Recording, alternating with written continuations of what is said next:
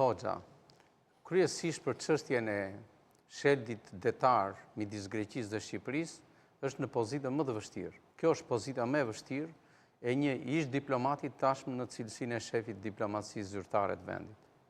Sepse pavarësisht nga gjuha që përdoret dhe kryesisht nga mbulesa që po i shërben kësaj kauze, është një mbulesë gjatë kohore, që nga 2009 kur ka filluar të diskutohet kjo si çështje.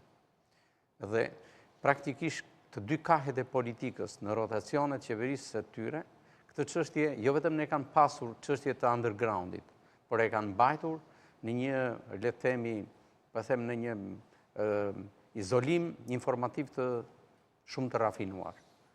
Dhe ajo që thuhet sot se tashmë ne jemi drejtuar gjykatës, ne nuk mund ta heqim nga mendja apo qoftë edhe nga dienia jonë si informacion të publikuar, atë skanim të shkëlqyer që i ka bërë ish ambasadori i ndjer Shaban Murati.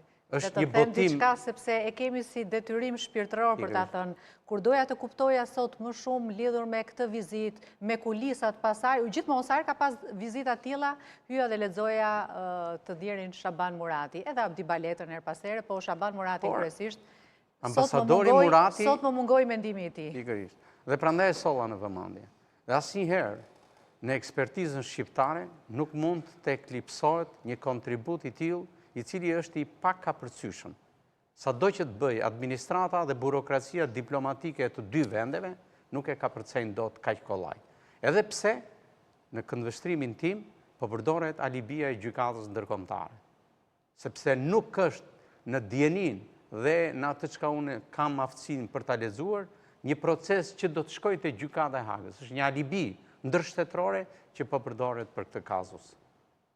Dhe e dyta, shiko, sot jam përdorur, para se të fillonim emisionin, jodha një vështrim mediumeve greke, të cilat padyshim që janë po kaq skeptike sa edhe ne. Madje ngarkesa e mediave greke është te kaluese mbi ngarkesën që kanë mediat shqiptare. Unë flas për mediat profesionale, se tani nuk mund të flasim për gjithë spektrin e online-eve në të dy hapësirat, shqiptarësi dhe grekësi.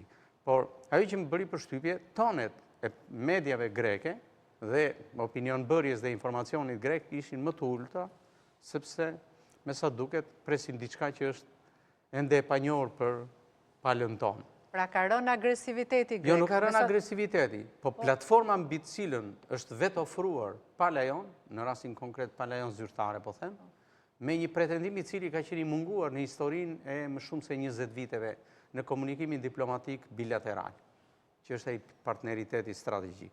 Sepse duhet ngrem një pyetje që nuk është retorik. Ku ndryshon partneriteti strategjik që po i ofrojmë